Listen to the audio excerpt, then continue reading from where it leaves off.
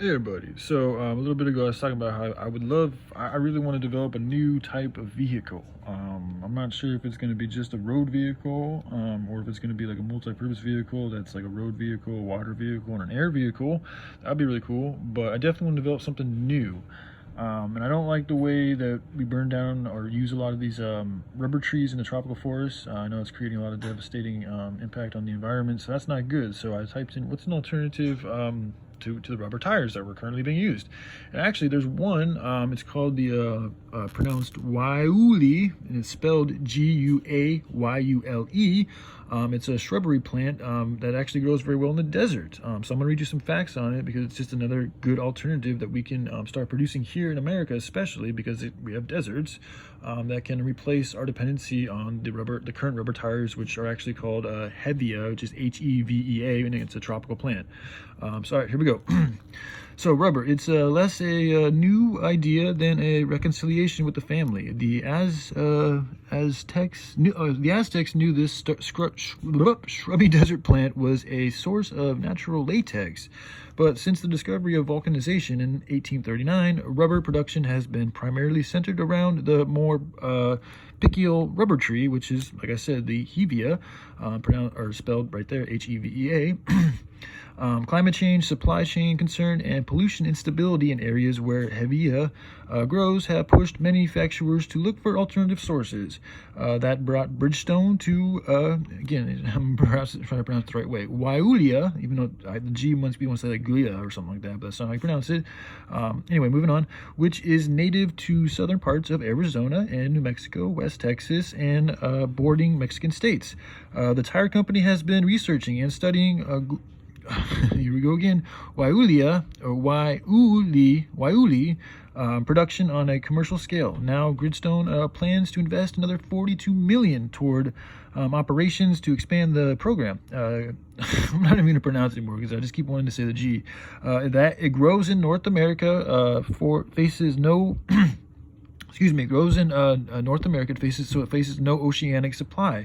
Also, I've already shared with you guys how us having to ship shit through the oceans is really detrimental to marine life. It kills a lot of animals, as well as just emitting. I mean, unless it's running from a carbon neutral standpoint, then it's emitting a lot of CO2 gases. When we could be producing a lot of these things right here in the States and not have to fucking add all that extra shit into the air.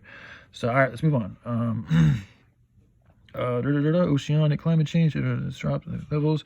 Okay, where was I? So supply chain issues because of the ocean, and that's another thing too. Is like we had an issue when that whole pandemic started. Is fucking ships just stopped bringing shit in because it's overseas. I mean, that's another easy way to keep people from being able to get what they need, and also like, I mean, what the fuck are you gonna do when your products and your goods you are used to be getting are in a completely different continent? I mean, you're screwed, and they can make up whatever fucking reason they really want to, and you're just left with nothing essentially. So there's more things that we can grow here in America. It's also another good job opportunity that we could use to help promote more good jobs. And this plant also uses a lot less water than the rubber tree. In a time of water scarcity, anything that can help conserve water is something that we should be doing. So, all right, moving on.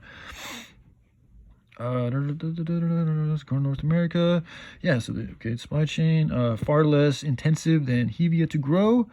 So it's a lot easier to grow, and it's harvest and gives farmers a low water use. Like I said, it's also naturally pest resistant, so that's good to local pests. Yeah, so that makes it a compelling alternative as water allocation gets slashed in the face of climate change, ratification, and long mega drought cycle, which has dropped lake levels along the Colorado River to historic lows. And since, I'm not going to say it again, grows in areas too hot and dry for most farming, it doesn't displace food crops. Another really good resource. I mean, that's a great reason right there. There's so much vacant desert that I've seen personally with my own two eyes because I grew up in Phoenix, Arizona.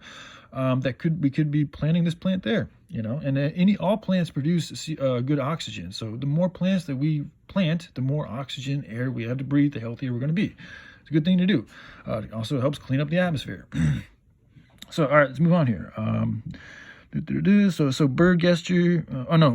I'm sorry, Bridgestone aims to sell tires with rubber by 2030 and has already started to tire testing, and the next venerable of laboratory levels, which is the IndyCar racing company or IndyCar racing circuit. That's where they're testing their tires. The process. So this is the process of how to do it. So you plant the seeds, you water sparingly and control the weeds. You cut flush to the ground level. You bake into 750 to 800 pound cubes.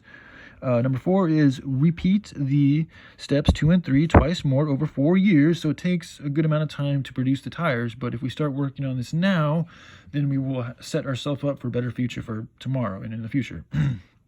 So then till under buried roots and rotate at different rotate to a different crop. Excuse me.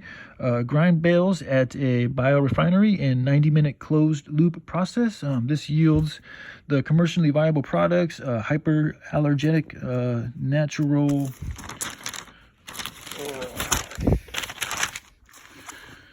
Natural rubber, resin, that's also a good thing to have, used in coatings, inks, and adhesives, and bagasse, which is used for biofuels, biodiesel, and chemicals. So, and then this just goes to just a little bit of a diagram of what goes into the tires. So I guess 3% is textiles, steel represents 15%, with also belts, bead wires. I think that's what I wrote. It's kind of chicken scratch, sorry. So natural rubber, that again, the hevea or the ulea, or how you pronounce it, 28%. And then you got synthetic rubber and engineered petrochemical, 23%. Filters, carbon black, silica, etc., 26%. So that's the current tire. Well, I mean, I guess I'm not sure. Bridgestone is probably making their tire very similar to this. They're just not using the tropical rubber plant that is so commonly used today.